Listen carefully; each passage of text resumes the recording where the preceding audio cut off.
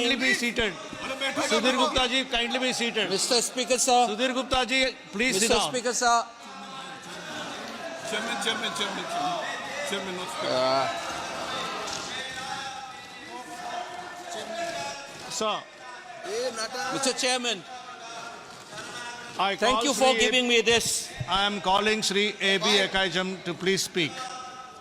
Thank you for this time. As I get up to speak on a troublesome moment in the history of India that has never happened, called the tragedy of Manipur, which is sought to be silenced by the government. And it is an irony that such an important matter which is sought to be silenced gets an opportunity as the midnight hour approaches. And this reminds me of the fact that people in my home state, the time is 2 hours ahead of Delhi. And we have been dancing on the tune of Delhi and the time that is supposed to be approaching 12 at the moment. People like Janu Barua and others have demanded for years that Northeast should have a separate time zone. Only then you will be able to live with dignity and a sense of well-being.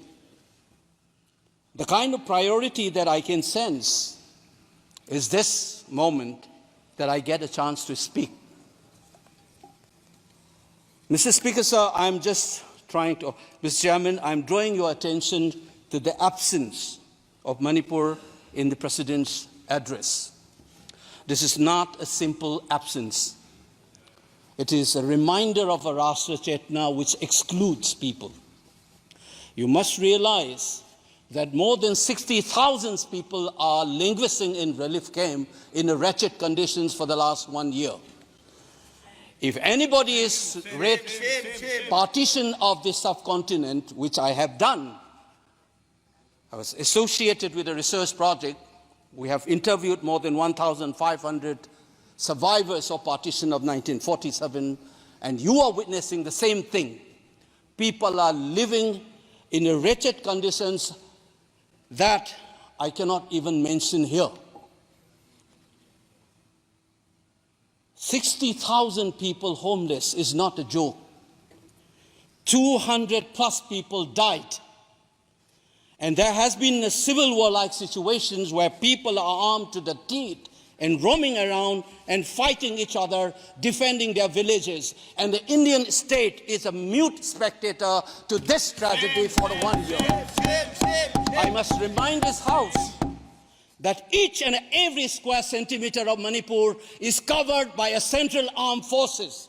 It is one of the most militarized areas in this country where you have more armed policemen than the civil police, besides the armed forces of the Union. Despite this, how is that 60,000 people were rendered homeless and villages in thousands were destroyed? And yet, our Prime Minister remained mute, not even a word. And the presidential address did not even mention that. Shame. And I said that this silence is not normal. It is a reminder of the fact which many scholars have said, that there is a continuity between colonial and the post-colonial period. Today we are observing a day where we begin a new criminal laws, seemingly discarding the colonial heritage. But as Ashish Nandi says, colonialism is a state of mind. It is a psychological phenomenon. It is an outlook, the way you look at the people, the way you look at the world. And the fact that this continuity is shown by neglecting the tragedy of a state, which is the 19th state of the Union. It is amazing to see that I get an opportunity as the midnight hour approaches to register this anguish and this hurt of the denial that this country has meted out to its own citizens in the state of Manipur. I must ask these questions to the House. Is this silence communicating to the people of the Northeast, and Manipur in particular, that you don't matter in the Indian state scheme of things. Major Laisam Jotin, who was awarded Ashok Chakra while grappling with suicide bomber, was a Manipuri, who was awarded Ashok Chakra. You are dishonoring his own state.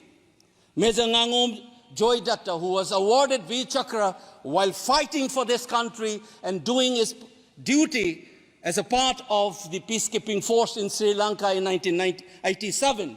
You are dishonoring this man.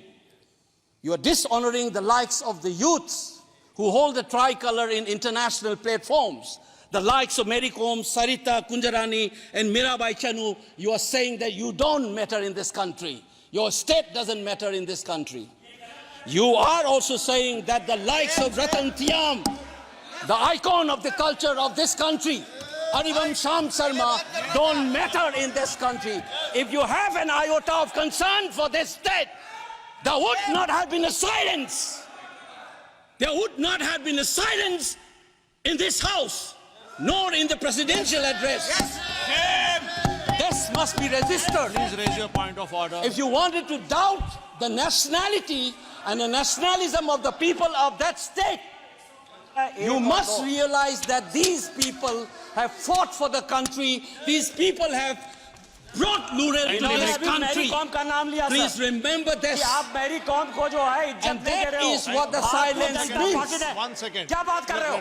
And I am telling you गलत नहीं हो this. सकता है। Mary com को हमने member of parliament बनाया, Bharatiya Janata party ने member of parliament बनाया।